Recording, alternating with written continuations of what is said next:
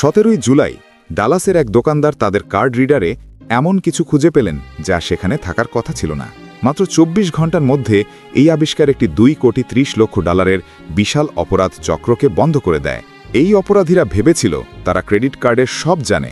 তারা আপনার টাকা চুরি করার জন্য 115টি বিশেষ স্কিমিং ডিভাইস তৈরি করেছিল।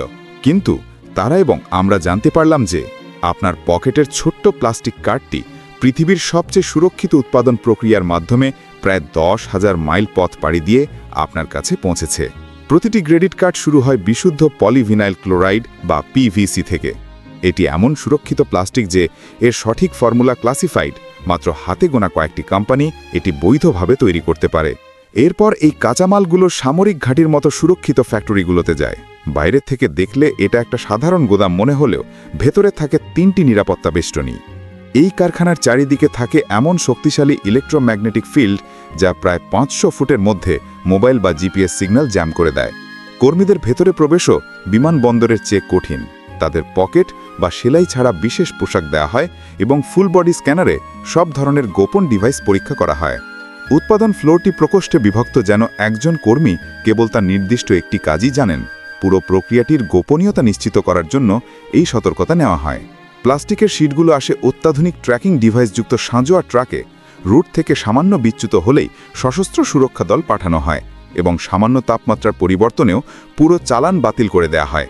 আন্তর্জাতিক নিরাপত্তার এই অবিশ্বাস্য গল্পটি যখন আমরা জানলাম, তখন বাংলাদেশের প্রেক্ষাপটে আপনার মনে প্রশ্ন আসতেই পারে, কিভাবে এই কার্ডটি পাওয়া যায় এবং জাল কার্ডের বিষয়টিই বা কী?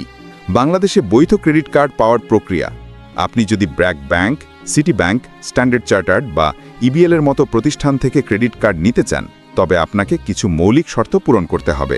যোগ্যতা সাধারণত 18 বা 20 বছরের বেশি বয়স এবং একটি নির্দিষ্ট ন্যূনতম মাসিক আয় থাকতে হয়। প্রয়োজনীয় নথিপত্র বৈধ নাগরিক পরিচয়পত্র বা এনআইডি, পাসপোর্ট, ইটিআই কপি এবং আপনার আয়ের প্রমাণ হিসেবে স্যালারি স্লিপ বা ব্যাংক স্টেটমেন্ট জমা দিতে হয়।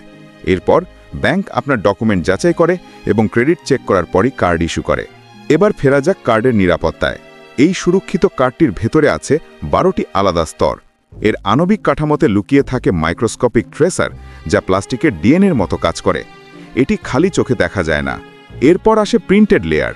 এখানে ব্যবহৃত কালি অত্যন্ত মূল্যবান, কারণ এতে এমন বিরল মৌলিক পদার্থ মেশানো থাকে যা নির্দিষ্ট আলোতে জটিল নকশায় জ্বলে ওঠে। তার নকল করতে কোটি কোটি টাকার সরঞ্জাম প্রয়োজন। কার্ডের হলোগ্রামগুলো সাধারণ নয়, এগুলো উচ্চ নিরাপত্তা সম্পন্ন ইলেকট্রন বিম লিথোগ্রাফ, যা ঠান্ডা যুদ্ধের সময় স্পাই স্যাটেলাইটের জন্য তৈরি করা গণিত ব্যবহার করে তৈরি করা হয়। তবে সবথেকে স্মার্ট প্রতিরক্ষা লুকিয়ে আছে চিপ বা এমবেডেড মাইক্রোচিপের ভেতরে। অপরাধীরা ম্যাগনেটিক স্ট্রাইপ থেকে তথ্য চুরি করতে পারলেও এই চিপকে ফাঁকি দিতে পারেনি। এটি আসলে একটা ছোট্ট কম্পিউটার যা অ্যাপোলো মিশনে ব্যবহৃত নাসার কম্পিউটারের চেয়েও শক্তিশালী। এর ভেতরে মাইক্রোপ্রসেসর এবং এনক্রিপশন ইঞ্জিন রয়েছে। এইখানেই অপরাধী চক্রটি ধরাশায়ী হয়েছিল।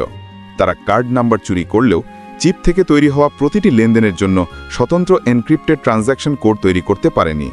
এই কোড ভাঙতে পৃথিবীর সব কম্পিউটারের একসাথে 10 বিলিয়ন বছর লাগবে। এরপর আসে পার্সোনালাইজেশন, যেখানে আপনার নাম এবং নাম্বার যোগ করা হয়। ডেটা সুরক্ষিত রাখতে কম্পিউটারগুলো নেটওয়ার্ক থেকে সম্পূর্ণ বিচ্ছিন্ন বা এয়ার গ্যাপড রাখা হয়। চিপে ক্রিপ্টোগ্রাফিক কি প্রোগ্রাম করা হয় বিশেষ মেশিনে, যা ট্যাম্পারিং ঠেকাতে প্রয়োজনে নিজেকেই ধ্বংস করে দেয়। আপনার তথ্যের সুরক্ষা নিশ্চিত করতে এমন চরম ব্যবস্থা নেওয়া হয়। সবথেকে ঝুঁকিপূর্ণ সময় হলো ফ্যাক্টরির থেকে আপনার মেইল বক্সে পৌঁছানো। এই জন্য কার্ডগুলো জাঙ্ক মেইলের মতো প্যাকেজ করা হয় এবং ডেলিভারি ট্রাকগুলো অপরাধ পরিসংখ্যানের উপর ভিত্তি করে এআই দ্বারা তৈরি এলোমেলো রুট অনুসরণ করে। সেই দোকানদার অপরাধী চক্রকে ধরিয়ে দিয়েছিল কারণ ভুয়া কার্ডটি দেখতে একই হলেও এর ওজন সামান্য কম ছিল, সামান্য বেশি শক্ত ছিল এবং এর পৃষ্ঠে এমন একটি টেক্সচার ছিল যা বৈধ কার্ডে নেই। অবশেষে অপরাধীরা হতাশায় ভরা নোট রেখে গিয়েছিল, কারণ তাদের সব টেকনোলজি থাকা সত্ত্বেও তারা একটিও চিপ কার্ড সফলভাবে ক্লোন করতে পারেনি। প্রতিটি জাল লেনদেন কয়েক মিলি সেকেন্ডের মধ্যে ব্লক হয়ে গিয়েছিল। গুরুত্বপূর্ণ সতর্কবার্তা: অপরাধীরা স্কিমিং, ক্লোনিং বা ফিশিংয়ের মাধ্যমে কার্ড জালিয়াতির চেষ্টা এখনও করে, কিন্তু বাংলাদেশে ক্রেডিট কার্ডের তথ্য চুরি বা জাল কার্ড তৈরি ও ব্যবহার করা সাইবার ক্রাইম হিসেবে বিবেচিত। বাংলাদেশের সাইবার সুরক্ষা আইন 2023 এবং অন্যান্য আইনে এই ধরনের অপরাধের জন্য কঠোর শাস্তি, যেমন দীর্ঘমেয়াদী কারাদণ্ড এবং বিপুল অঙ্কের জরিমানার বিধান রয়েছে।